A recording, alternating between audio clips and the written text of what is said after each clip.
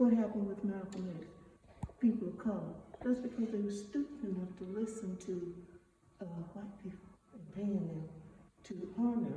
The only time they come in for people of color to speak to them is when they're trying to harm other people of color. Exactly. But they don't have sense enough to see that. They involve them for only things like that. They don't involve them with other things. They want to come in and act so friendly and like they relate things with them and you. Like you have this all in common. This is us together. Yes. You know, That's why I had to separate myself, Mama. I had to separate myself. What made you leave? What was your final straw in 2019? Well, I had actually planned to leave like way back when Bush and Putin, you know, when they were doing the invasion of Iran. Back then? Wow. Yeah, because they were just using, pretending like they were friends with, I can't think of his name, the leader back then, Saddam Hussein. Saddam Hussein. So they pretended like they were so friendly with him. You just let them come in and everything. Then what they did was try to pit him against the people next to him in the nation. So when they invaded, they thought they were invading somebody that was getting ready to invade them. Americans are liars. They did. If you look at back in some of those historical videos when they're in their little meetings, they were saying don't ever let people get together. Like they're like two countries together. Keep them apart. Yes. You know, it's how you have like South Vietnam, North Vietnam, Korea. It's separated. When it's in like Russia and Ukraine, separated. So you're always there. That's their mission. People that did it to people of color in their own country. They try to separate them using different things. But they hate all of us. They hate us. Yeah. And but that's when colors gonna have to have sense to understand. Yeah, but only a remnant gonna make it. Everybody ain't gonna make it. Just a few of us. Well, what made you say enough in 2019? What happened? Well, I had always planned from way back when I had that. You can't say this too much to have admiration for Putin. But when, you know, you could think sometimes some of these love him and some of them hate him. But I saw how he stood up to President Bush. Lying like that, like President Bush standing there with Putin and saying that they had weapons of mass destruction. Lying. And he said, like, they agree. Putin said, no, he didn't agree with that. Yes. He you know, came in a lot of countries, they'll just stand back and let that's why they don't like him. That's why they hate him. Anything they want and they accept it. Yes. But he spoke up and I said, wow, President Putin, he's a man of integrity, he's got strength. You know, he will speak the truth. Yes, the truth is important. I started just following things that he was doing and all, and I just developed an admiration for him. So we stayed, we went, and I said, what day are we going to Russia? What day you going to where? We're going to Russia. Where? Russia? Oh, okay. So that's why we first went. You first went to Russia? When my husband passed away, and I retired from my work, after working around 40 something. Yeah. I said, well, I guess it's time to just leave and go out and explore. Yes. And some other places, because I'm tired of all the evil things we do. Thank you. Thank you. And the evil people love the evil things. They won't leave. That's so true. So what can you do? You can't help them if they don't want to go anyway. No. Well, you better go get your food, huh?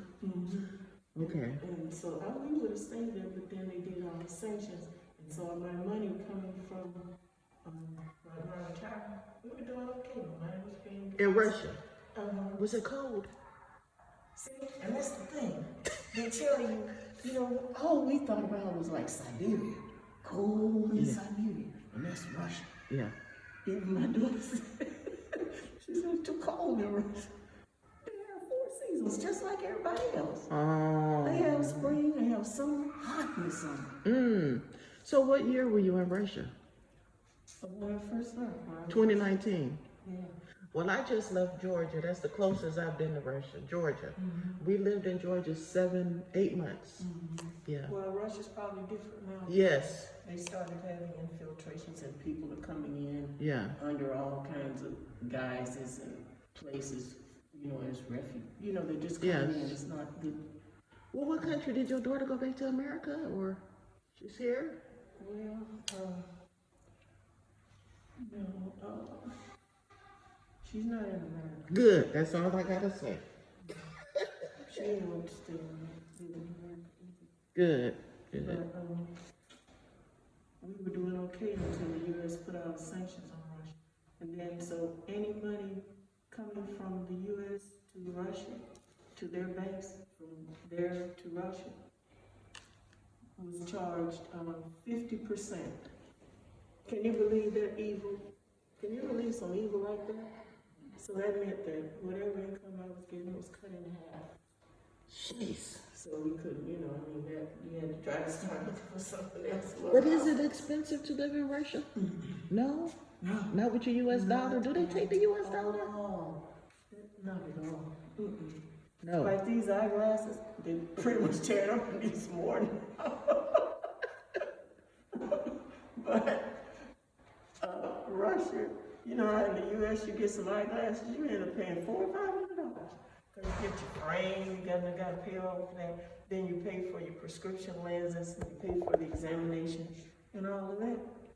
So I have in the past paid several different times, like $400 or $500 for some eyeglasses. Over in Russia, you can get some eyeglasses for $12 or $15. With an exam? You don't have to. You don't really have to get an exam. You can take your old prescription to it. And you can take your own prescription. Yeah, you can do that. You know, like when I first got my first pair of eyeglasses there, I just went in and told them that I didn't have my prescription, but that I was nearsighted, like, you know. Me too, I guess you're far away. And so I told them that. She asked me a few other questions. The lady, the assistant there, she went to the back, came out with 2 pairs of eyeglasses. Even the first ones I put on, wow, I could see everything.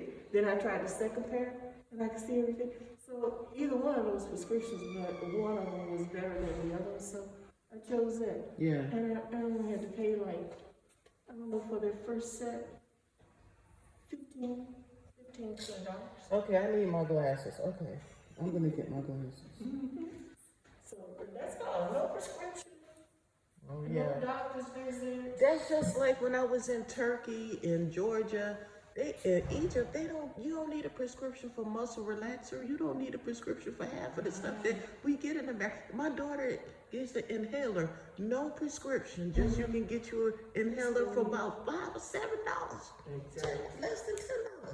That's another thing. You don't have to have prescriptions. As an adult, you can go in and get your own drugs. But now in this country, which is like that country in America, they told me I need a prescription just for an inhaler. And I was getting it in Turkey and Egypt without a prescription. Then you come this little Europe like America, whatever. But it's still better than being in America. That's true. It's better. That's so true. Yes. Okay, each go get you. Okay. Wow, America. This is my journey, and I give all praises to the mighty YAH. That's Ma. I call her Ma. It sounds like she has a daughter. She's lived in Russia. She left America in 2019, and that's just beautiful. She's 80 years old. She gets around. Slim woman. I don't know if she's Islam, but doesn't seem like she's a Christian at all. She's so into the truth. So this was one of our longest conversations. We've been talking, and I'm in awe. Like, I'm just in awe. But I can't wait to get back to Africa. I can't wait to get back to the warm sun. But for now, I have work to do. And when Yahuwah snatches us away, we're going to go. But for right now, all praise to the mighty YAH. It's no excuse. Get your passports. You have to be focused. Whatever money you have, you don't even need much. Just go where Yahuwah directs you. Everybody has their own journey. This is mine. I'm a traveler. I'm not staying in one place. I ain't looking to buy nothing and all of that there. I'm just moving with the mighty YAH because I had my practice in America. Other people probably were more, I'm sure they were more had more foundation than me. You know, I've been moving around, my children moving around and all this and that there. And now I'm connecting the dots because now I'm in the wilderness and I know how to move around. And I love cultures and meeting beautiful people. And my daughter, I'm so honored that she's not being raised in America amongst whores and wicked women and wicked men and Christians and idolatry, because it would be a fight every day. I don't need it. So all praises to the mighty God. That was Ma. I call her Ma. She's 80 years old. Sounds like she have a daughter and a husband that maybe passed away, or yeah, because she's not with her husband, so he passed away. So this is 2019. She left America, and she was saying they lived in Russia. She like Putin, and I agree. She's like, he's a man of integrity. I agree. Not with all that foolishness like in America. So may the mighty God keep Mama. And I'm going to keep moving on my journey, and I'm praying that I make it to Africa next. I don't know how long we're going to be here, but we're here just for a season. That's why I say get your passports and go where Yahuwah leads you, because me, my prayers, you know, they're being answered, and I'm seeing different places. So I'm not settled, and I'm not looking for foundation right now. I'm on my spiritual journey. I love you all. Our praises to the mighty YAH. I'm doing the will of YAH. Praise y'all.